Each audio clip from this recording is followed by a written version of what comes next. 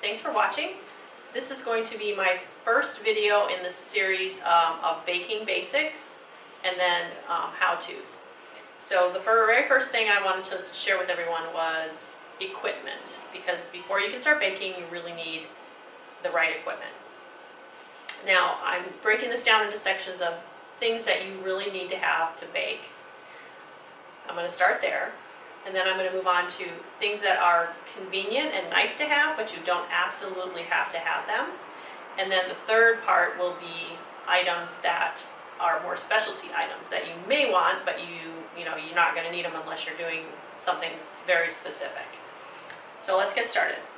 The very first things that you will need for baking, and this is baking anything, not just what I'm going to be showing you how to bake, is you're going to need mixing bowls. I have this cute little set of Pyrex bowls, but they can be glass, they can be ceramic, they can be plastic. It doesn't really matter, just metal. You just need mixing bowls, and you need probably different sizes of mixing bowls. By the way, I'm going to try to link everything I'm showing you down below in the description, or alternatives if what I have is not available anymore, which is the case for some of these things. The next thing you're going to need to have, and this is really, really important, is an oven thermometer, because you need to make sure your temperature in your oven is correct in order to get things baked correctly. I found out when I got this that my oven has two temperatures, on and off. The on temperature is about 375 for the lowest setting, which is on my knob is 150, but it comes out to about 375. If I turn it up to 175, it comes out to about 400, 425. So I basically can't bake anything below 375 degrees, but I'm dealing with it. But oven thermometer is very, very important, because you want to make sure you've got the right temperature. And also, if you're going to be doing any kind of meringues, meringue buttercreams, candy, chocolates, anything like that, you're going to need a candy thermometer, which is also very important. Another thing, and most people will have this anyway, are scissors. Now, these are kitchen scissors, which you can use kitchen scissors, but you don't have to. You can just use any scissors that you have. These are specifically for cooking, but it doesn't have to be. And a lot of these are things that you may already have, so you won't have to worry about this. Another thing that you're going to want is knives. Most people have knives already, but the ones that you'll need specifically for baking are a chef-type knife for just cutting, chopping, a paring knife, which is good for peeling, slicing apples, things like that, and a bread knife, or sometimes it's called a cake knife. And you're going to want a long one. You're going to want one that's probably at least 8 inches or so for cakes. Most people have these already. Another thing you're going to want are spatulas. Now there's rubber spatulas like these. Small. I have a small one, and I have a couple of big ones. And then there's another kind of spatula, which we're going to get into in the next section of this video. But this is mostly for scraping the sides of the bowls, getting things out of bowls and out of pans. They're very nice to have. Then you're going to want to make sure you have a whisk. Now it can be any size, and there's different kinds and different sizes. I have right here a small balloon style whisk, which I use all the time. And then I have a medium-sized French whisk, and they're a little bit flatter compared to the balloon style whisk. And then there's also flat whisks, which I don't have one of those, but those are good for like scrambled eggs. Then you're also going to want to have some spoons. Now these are wooden spoons. These are actually bamboo, and I got these from Pampered Chef. Actually, a lot of my items are from Pampered Chef, and you can always get those if you know someone who sells Pampered Chef. And I've had these for a long time, and they're great. But they're bamboo. This one has kind of a straight edge on the end, and this one's a round one. But you can have plastic spoons, metal spoons, as long as you're not using non-stick cookware. Wooden, it doesn't matter what kind they are, you just need spoons. If you're you're going to be making any kind of pies or pastry, you're going to want a rolling pin. I linked this specific rolling pin down below, but you can have a plastic rolling pin, there are metal rolling pins, there are non-stick rolling pins, ceramic rolling pins. This one is just a plain wooden one. They also have the tapered ones, which are French rolling pins, which are also very nice, or the kind with the handles, which have ball bearings in them. I prefer this kind of rolling pin, but you can use whatever kind of rolling pin you like. Also, and most people will have these already, you need kind of saucepans for a few things, like cooking fillings, jams, sauces, and fillings and icings. So you'll need some kind of a pan. It doesn't have to be, this is a small one. You can have a bigger one, but you don't want it to be too big because you're probably not going to be cooking large amounts. You're going to want to have a way to measure.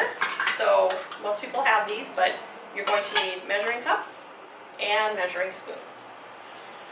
You also may want a scale. This is a kitchen scale, and it does grams and ounces. You can get these, I got this at Walmart. You can get these anywhere. But most recipes do cups, but there are going to be some recipes you find that do weight.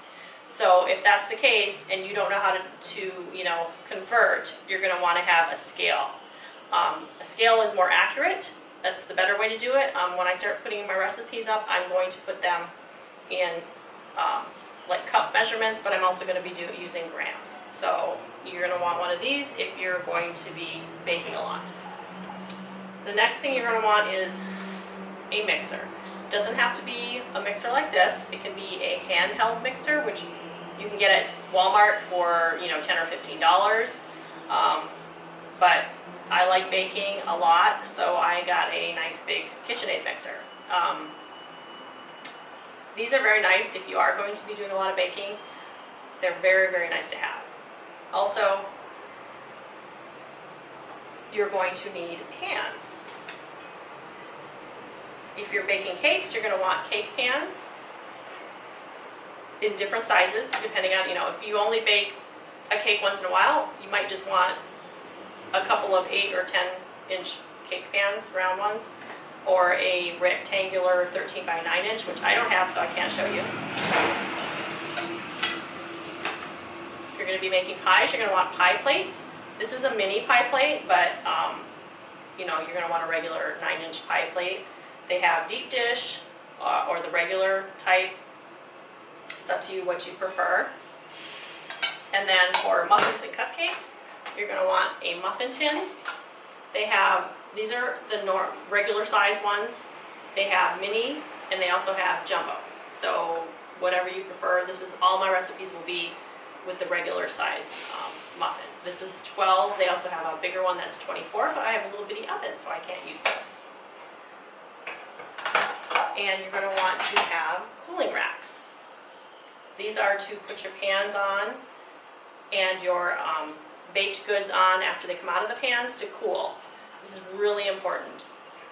If you don't put your cakes on the cooling rack and then take them out in a short amount of time, you're going to have them stuck to your pan, which is no fun. And then for muffins, it's really important to get them out of the pan. Even when they're in liners, you get them out of the pan within like 5 or 6 minutes of coming out of the oven, because if you let them sit in there, they're going to get moisture and they're going to get all soggy on the bottom. That's really important. And then last thing I have on the essentials list is a cookie sheet.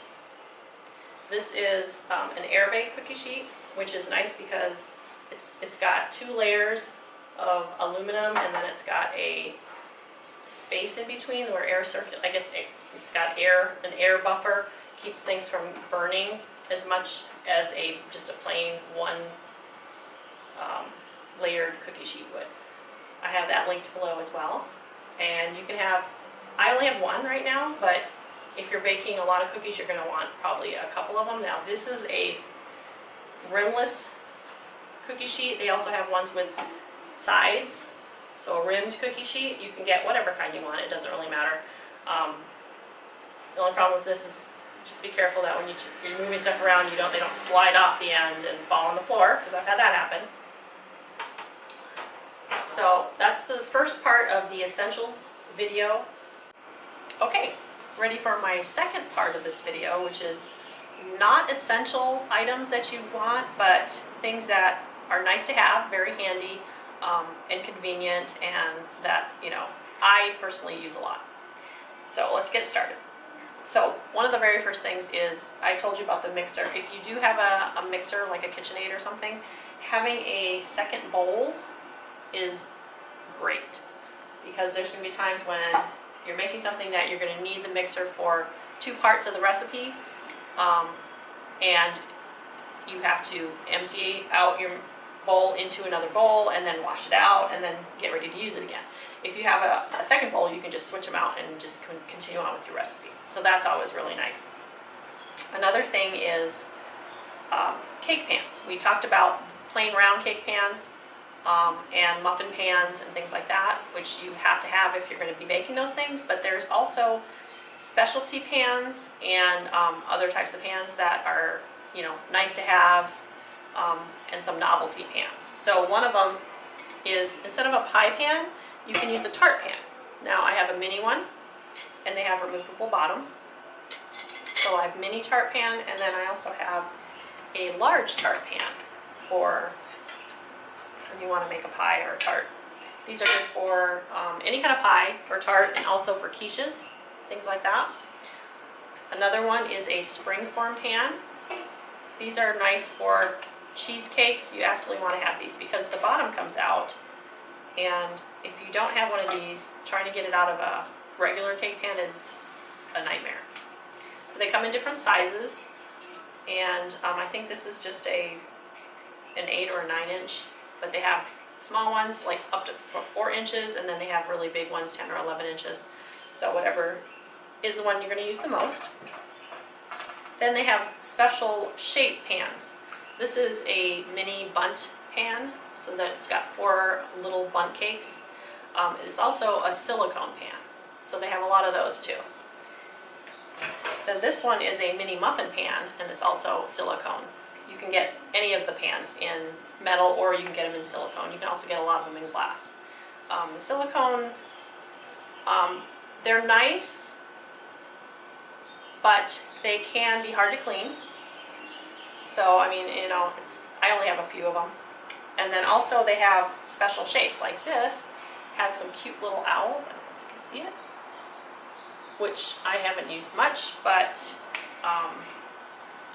they're very, very cute. You can make a little cake, like a pound cake or something in there. That would be really cute. Another thing, if you're going to be baking a lot of cakes, is cake strips. I don't know if you've watched my Earl Grey tea cake, but I talk about them in that video. They are basically, these are homemade strips, and I will link the tutorial that I found from Preppy Kitchen down below. But I am going to be getting the Wilton cake strips, which I will also link below. I just haven't gotten them yet. So basically it's got moisture inside. There's a paper towel that's wet inside, and you wrap them around your cake pan, and it keeps them from doming up too much, and it also keeps the sides from over browning. So these are really, really handy to have. And then also, if you're going to be doing cake and you're going to be decorating, a cake turntable is really nice to have. This is a Wilton one. So it spins around, so when you're decorating it, you can spin your cake around. It's really nice. Also, if you have a Lazy Susan, you can also use that as your turntable. Just if it has a lip like this, put something flat over it. They also have professional cake turntables, and they are usually aluminum or with cast iron bases or aluminum bases. Sometimes they're plastic, but usually they're metal. But it doesn't matter. Plastic one's fine, you can get that almost anywhere. Another thing that you might want is either a spice and coffee grinder, or I got a mortar and pestle. And this is to grind spices. I use this for my Earl Grey tea cake to grind up the tea very fine before I put it in the cake. So this is very handy for things like that. Okay, another item that is very, very handy to have is a small strainer. Some people may already have it. You can use a big strainer too. It just needs to be fine like sieve, not the big holes like you use for pasta. This is mostly, I use this for when I juice lemons and oranges, squeeze them to get so I don't get the seeds. You can also use it when you're strain your curds and sauces so there's no lumps, things like that. They're very handy for that stuff. Another thing that's very nice to have is something to zest your citrus fruit with. So you have a couple of options there. You can use the regular old zester, which looks like this. It's just a metal end with some holes in it, and they're sharp on one side, so when you drag it across your fruit, you get little strips. That's one way to do it. Now if you do it this way and you're going to add it to some baked goods, you need to chop them up first because those will give you long strips. Another option, which is what I use all the time, is a microplane, and this is what it looks like. It's got a bunch of little holes. It's really, really fine grater.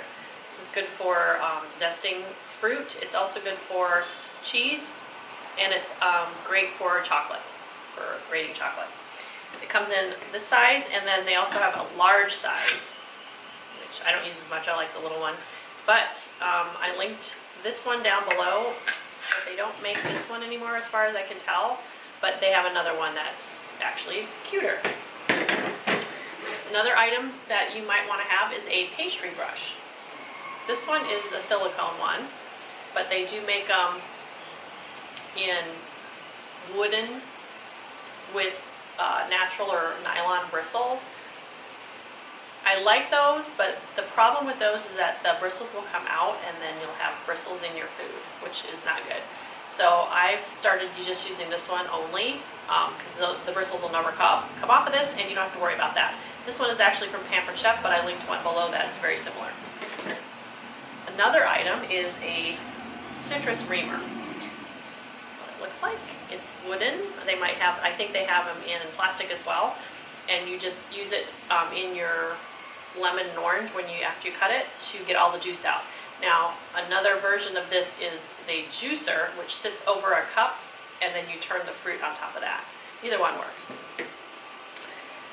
Also a pastry blender. This is really nice to have if you make any kind of pastry, or especially pie crust. Really, really handy. When you're cutting the butter or shortening or whatever you're using into the flour, this is really great to have. Also for pastry, this is a pastry wheel, and it basically just cuts the pastry. Now this one has got a little bit of a fluted edge. I don't know if you can even see that. It's like wavy, so it makes it kind of pretty on the edges, but you can get straight ones too. It doesn't matter. Also a pizza wheel works great too for cutting. Also good to have are icing spatulas. Now they come in two kinds: offset, which looks like this, and straight, which looks like this. These are large, which are good for icing cakes. This is more of a medium-sized one, which is also great for icing cakes. And then there are small ones. And these are the ones I use the most. These are great for everything. Spreading things, smoothing things out, even for touching up cakes. The little ones are really, really handy. Then also our servers. There's a pie server, and cake and bar servers. So these are handy for getting things out of pans and serving them. These I think are all Pampered Chef. Spreader, which is like good for spreading filling on cakes. Scrapers, which are handy for at work we call them bench scrapers, cleaning off the counters after you're done making pastry or baking. These are just plastic ones. These are really cheap. You can get these anywhere. And then this is a Pampered Chef one, and actually it's really, really nice and sturdy. but it doesn't matter, any kind. Also, just a regular spatula works for that too, but these are nice sometimes. They seem to work better sometimes. This is a cake smoother. You'll see me using it in my videos. It's to get the sides of the cake really smooth, and it's tall. Also handy is a ruler. You can use a plastic one, metal one, doesn't matter. This one's metal. This is handy for making sure your cakes are even. Also, if you do more advanced pastries like croissants and things, you will definitely need one of these. Also very nice to have are cake testers. You don't have to have these. Toothpicks work great. In fact, we use toothpicks at work all the time. But these are just, it's got like a plastic top and a metal bottom. It's just like a long toothpick, and this one as well. These are just cake testers. And then the last thing is a scoop. Now, I have two sizes here. I'm not sure, I think this is 1 ounce and this is 2 ounce, I believe. They come in different sizes, but this is really handy when you're making cupcakes and muffins because it gives you the same amount every time into the pans so that all of your cupcakes or muffins are the same. So these are really nice. Now these are just basically ice cream scoops. Okay, now on to the specialty items. These are items that you may want, or if you go into some specific type of baking, like cake decorating, cookie decorating, fondant, those kinds of things that you will need to have. All right, let's get started. First thing is, one thing that's really nice to have is a carrier. So this is a cake carrier. It's got an insert for cupcakes. I used to have a bunch of them until I moved here, but those are really nice to have. So for fondant, if you're gonna want to do fondant work, there are fondant roller or mats to roll your fondant on it. This is a small one. It's called the mat. I will link it below. I had the large one as well, but I left it in Vegas. But these are really, really nice when you're rolling out fondant. It's just a silicone mat. Also, rollers. These are fondant rollers. This is a small one. They also have large ones. They also have wooden ones, which you don't really want to use wood with fondant, but if you're doing something else, then this is fine. Then there's fondant cutters. This is actually a kit from Cake Boss, and you put these little pieces on here and you can cut different strips, zigzag, ruffly, or straight, and it lets you cut them even strips for fondant. Also, there's cutters, shape cutters. These are good for fondant, and they're also good for cookies, cookie decorating, cake decorating, for lots of different things. But like this is a set of round cutters, different sizes, with a straight edge. This is also round cutters, but these have a ruffly edge. So then also you can get all kinds of cookie cutters. These are just some of the ones I have. They're good for fondant and cookies, of course, or anything else you want to use them for. Also, there are fondant cutters specifically for fondant, more specifically for making flowers. So you're going to find different kinds of fondant cutters for flowers, for making flowers. Usually they come with instructions. They come in sets for like a specific type of flower, but that's a lot more advanced. So, but if that's something you're interested in, that's something you're going to need. For cakes as well, I showed you the smoothers earlier, but these are actually textured smoothers. This one has teeth in it, so it leaves kind of a groove in the icing. There's all different shapes and sizes. Some are metal, some are plastic. You get all kinds. Those are nice. They're a little bit different. Another thing for cake decorating are icing bags. These are actually polyurethane, so they're reusable. You just have to wash them out. They are kind of a pain to wash, but And you can also get disposable bags, different sizes. I suggest getting it like a 14-inch or bigger. The little ones are really, really hard to work with, which that's what I have. But these bags also come in different sizes, but they're nice to have. But I like the disposable ones. I don't use these as much anymore because I use disposable ones all the time. Also, cake circles. You're going to want cake circles. They're little pieces of cardboard that you put your cake on. You want them the size of the cake, the same size as the pan. Like this is a 6-inch for my 6-inch pan. And then if you're going to be moving the cake off of a cake stand or transporting it or anything like that, you're going to want a larger cake circle, or you can even do a cake drum, which is a thicker cardboard. But so for, like, say instance, a 6-inch cake, I would want 6-inch cake board, and then I'd want probably an 8-inch cake board to put it on for travel. Cake stands, not necessary, but they're very nice. They're pretty, good to have, especially if you're going to take pictures and things.